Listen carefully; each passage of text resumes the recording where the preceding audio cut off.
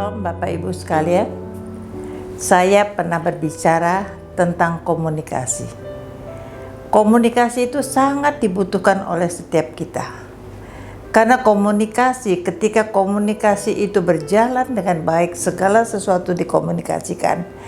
Baik itu di dalam keluarga, di dalam pekerjaan, di dalam pelayanan, pasti segala sesuatu akan berjalan dengan baik, sebab kesalahpahaman atau kesalahpengertian itu bisa diselesaikan dengan komunikasi.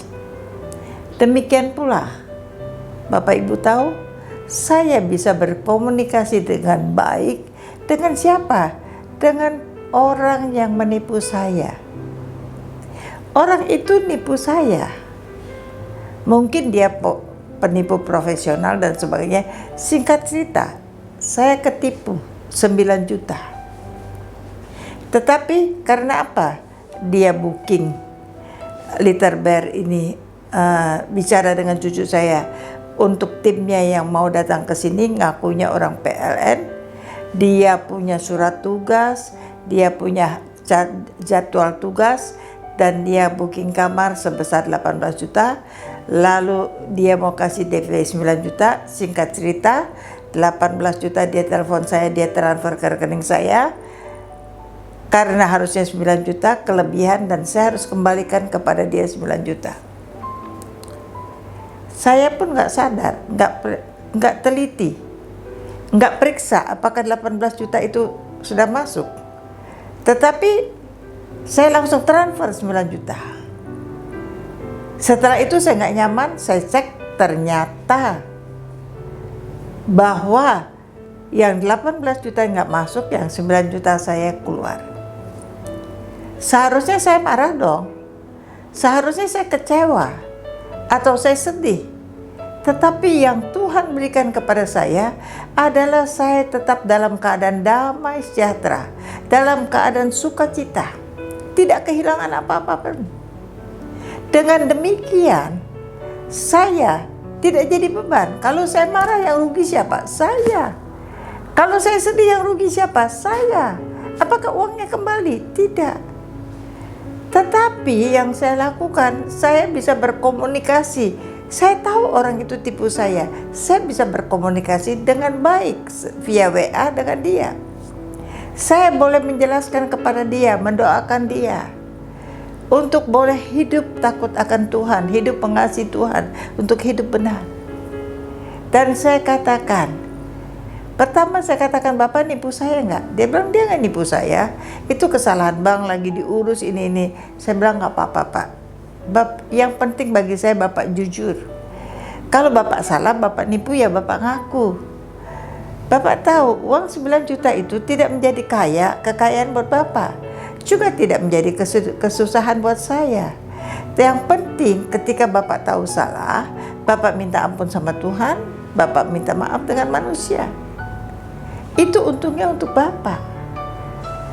Bapak, Ibu, Saudara-saudara, dan saya bilang saya berdoa dengan ikhlas agar Tuhan mengampuni Bapak, karena saya mengikhlaskan uang saya yang 9 juta dengan Bapak, dan saya pun mengampuni Bapak.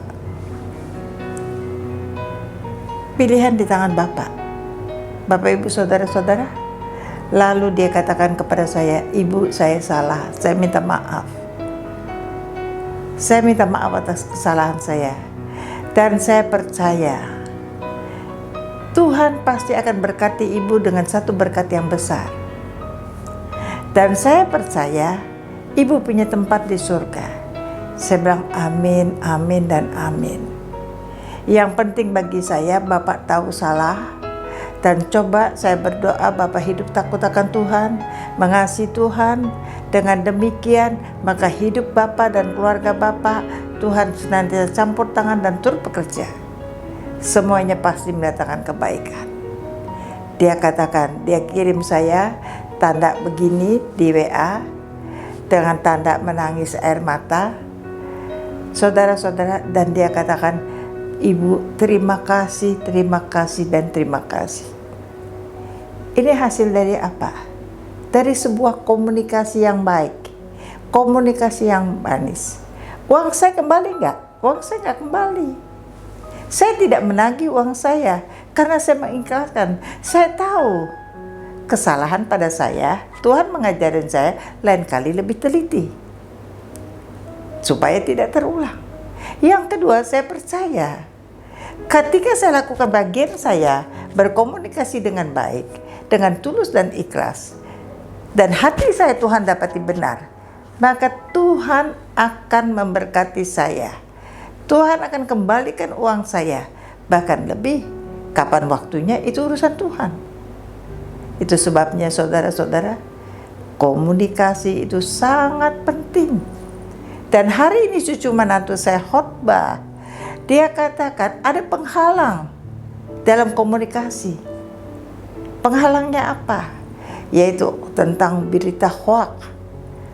Saudara-saudara, karena berita hoaks itu adalah berita yang tidak benar, berita bohong. Maka dari itu kita bukan hanya jangan membuat berita hoaks, tetapi kita pun jangan ikut menyebarkannya. Kalau ada berita apapun, kita coba cari pusat yang benar bagaimana. Apapun itu. Dan cucu menantu saya katakan, Sam katakan, mengucap syukur di dalam segala hal. Bukan hanya waktu kita diberkati saja mengucap syukur. Ketika kita mengalami semua yang tidak baik, kita pun mengucap syukur. Hasilnya hati kita damai sejahtera, kita bisa berkomunikasi dengan baik kepada siapapun karena tidak ada kemarahan. Dan saya percaya semua itu boleh ada karena Tuhan menyertai kita.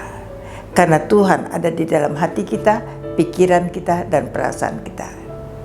Bapak, Ibu, Saudara-saudara, setiap orang yang pengen melatih di dalam hidupnya punya komunikasi yang baik. Maka dari perkara yang komunikasi yang biasa, maka komunikasinya akan menjadi baik, semakin baik, dan semakin baik. Yang mau melakukannya bersama-sama dengan saya katakan amin.